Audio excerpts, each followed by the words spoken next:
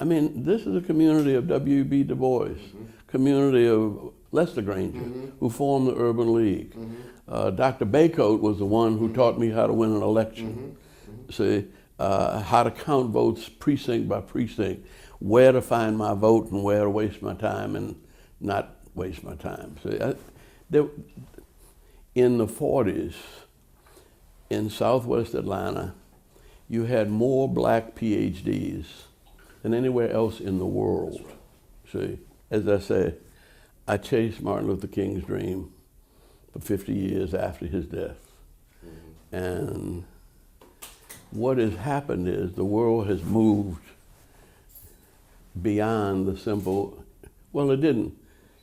See, his dream was to redeem the soul of America from the triple evil of racism, war, and poverty. And it was when he started talking about poverty that he got killed. See, and that's where we are now. But the kids still think everything is racial. And so why that's important to me is I grew up in a white neighborhood predominantly. It was mixed, see, but I think my parents were the only people in the block, 2 or 3 blocks, that had been to college. See? And so they never let me feel like I was a victim. Right. That I'm supposed to help people, right, including those people. And my daddy took me in at 4 years old and took me to see Jesse Owens in the 1936 Olympics. And said, look, now Hitler says that white is right, that white is supreme, and when Jesse wins, he's going to prove that that's not altogether true. And so when Jesse won the first race, Hitler and his stormtroopers, instead of giving him the medal, stormed out and left. And he said, I'm 4 years old, just kindergarten. You see, if Jesse had gotten upset, he might not have won the next 3 medals. See, he broke 3 more world records, see, by being calm. And he said, you're small. My daddy was 5'4". He said, you might make 5'8". He said, so you're never gonna be able to beat up everybody. And you can run, you might outrun anybody, people, but you're not gonna feel good about running from a fight. The best thing you got is your mind. And you cannot use your mind if you get upset. When you get angry, the blood rushes from your head to your feet or your fists. And then you do something stupid, see? Because your feet and your fists are not your strength. Your mind is your strength. So don't ever get mad. Don't get mad, get smart. And then that was Joe Louis' time, see? So he used to box, and he'd tap me on the face. And if I was moving in the wrong direction or lost my temper and swung at him, he knocked the hell out of me. He said, see, you lose your temper and you lose your head.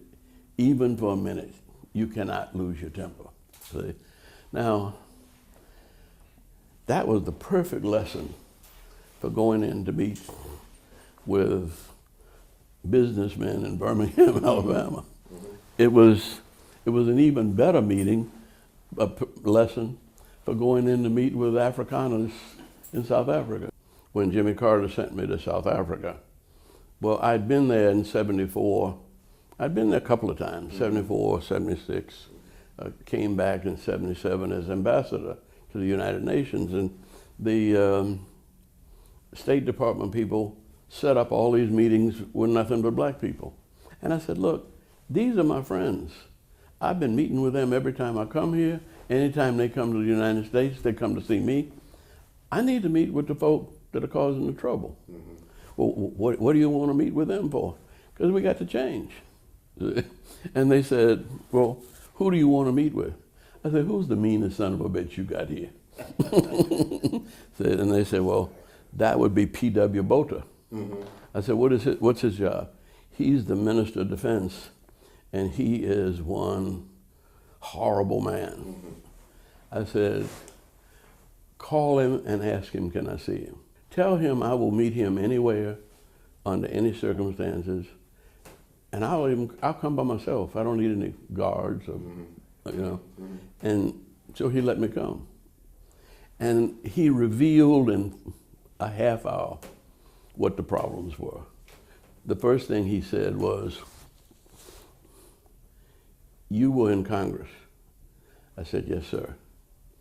Why did white people vote for you? And I said, well, the district was about 38% black. I said, but one day it might be majority black. I said, that's an interesting district because they voted for me when it was majority white. And then the next time there was an election, they voted for a white man when it was majority black. He said, how much in a marriage you have? I said, really? I said, I have a few friends that are mixed racial couples, but I said, really, not many. See? And all he said was, And then he said, how long do you think we have before the bloodbath? And I said, what bloodbath? He said, surely soon these people are going to rise up and kill us all. And I said, not necessarily. He said, how can you say that?